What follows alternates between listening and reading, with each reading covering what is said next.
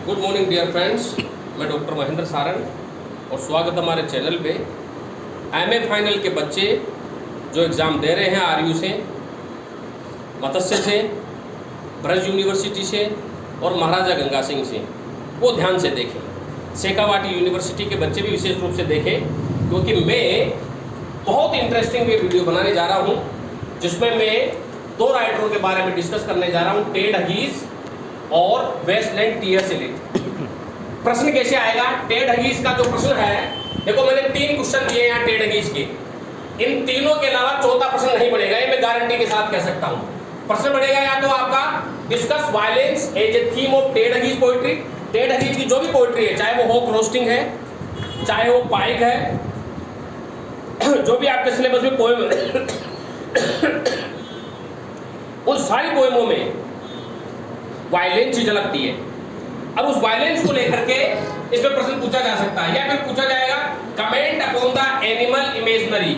Animal imaginary का प्रश्न common है, ये पूछा जा सकता है टेड हगीज का। या आपका क्रिटिकल एप्रिसिएशन, या तो पोएम पाइक का आपका क्रिटिकल एप्रिसिएशन बनेगा, या फिर होक रोस्टिंग का आपका क्रिटिकल एप्रिसिएशन बनेगा। तो टेड हगीज की जो पोएम्स हैं, इसे जरूर पढ़ के जाए आप। टिस्टल्स जो है, ये भी टेड हगीज की, इसमें भी वायलेंस को दिया गया है। तो आपसे या तो क्रिटिकल एप्रिसिएशन पूछेगा, या फिर या तो इमेजनरी का क्वेश्चन पूछेगा, या वायलेंस का क्वेश्चन पूछेगा। और इस प्रश्न को कैसे करना है? प्रश्न को करना है पोएम के इंट्रोडक्शन, थीम, प्लॉट, समराइजेशन से वायलेंस को दिखाना आपको।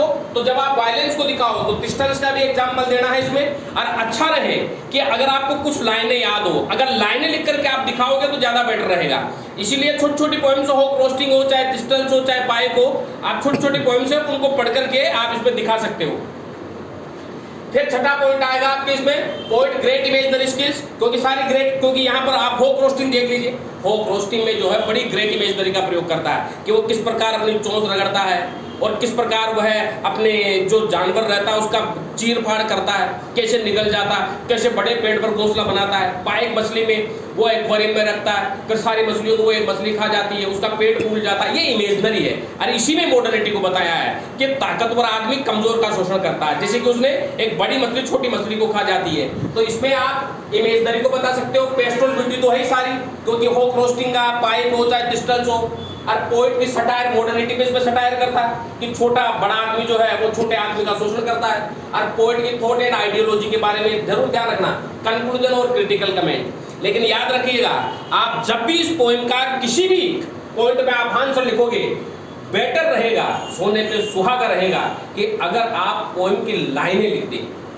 छोटी छोटी पोएम्स है, जो भी आपके इसमें पोएम्स है टेड हगीज की, अगर आप उसे लर्न करके जाएंगे तो आपको बेहतरीन मजा भी आएगा करने में और नंबर भी अच्छे आएंगे। और इस क्वेश्चन के अलावा कुछ नहीं देखना है। मैं पूरे दावे के साथ कह सकता हूं कि आपका कोई सा प्रश्न आ जाए, चाहे पोएम का कोई भी क्रिटिकल एप्रिसिएशन आ जाए या इमेजनरी का आ जाए, आपको यही इन्हीं पॉइंटों में आंसर करना है।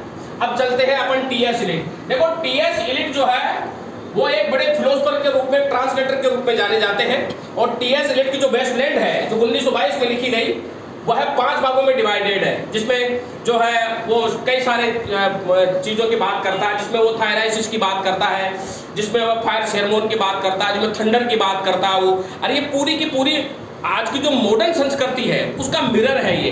टी.एस. इलिट ने बहुत ही अच्छे तरीके से इसमें सेक्सुअलिटी को, मॉडर्निटी को, वायलेंस को और किस प्रकार पॉलिटिकल और सोशल लाइफ में जहर घोल दिया गया है उसके बारे में वर्णन किया है। यानी कि वेस्टलैंड पढ़ने का मतलब हो गया टी.एस. इलिट की कि आप पूरी तरह मॉडर्निटी जो है वो आज के समाज पे हावी हो चुकी है। और कैसे हावी हो चुकी है? जैसे कि इसमें एक औरत का चित्रण करता है जो भविष्य बताती है, लेकिन खुद ही मारी जाती है। फिर यहाँ पे 2 औरतें के लूल और लील के बारे में इसमें बताया जाता है, जो सेक्सुअलिटी की ओपनली बातें करती है, शराब पीती है, मद्यपान करती है और अपनी गर्भावस्था की बातें करती है। फिर यहीं पर ही वह जो थेम्स नदी रहती है वो वहाँ पे जाता है, वहाँ पे देखता है कि लोग बाग किस प्रकार थेम्स नदी के किनारे पर कचरा फैला के आते हैं और वहाँ पे लव और रोमांस को दिखाते हैं, जो कि पुहड़ता है वहाँ पे। तो इस प्रकार टी.एस. इलिट ने मॉडर्निटी को बहुत अच्छे तरीके से इसमें दिखाया है। और इस कविता के माध्यम से उसने दिखाया कि हमारा समाज किस तरफ बढ़ रहा है।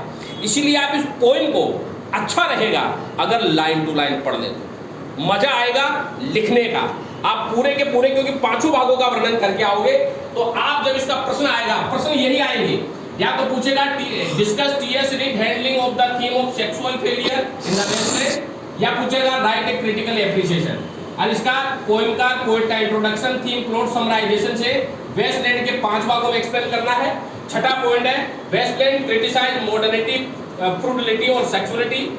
Westland is a mirror of modern civilisation है, और वेस्टलैंड सटायर है हमारे सोशल और पॉलिटिकल बिहेव पे। और 9वां पॉइंट है पोइट इलियट कंपैरिजन, किस प्रकार वो एंशिएंट मॉडर्निटी का कंपैरिजन करता है। और कंक्लूजन और क्रिटिकल कमेंट। याद रखना जब इनका आप क्रिटिकल कमेंट लिखोगे तो आप इसमें पोएम की theme, style, rhyme, speech, sound, music, ये सारी चीजें लिख के आओगे।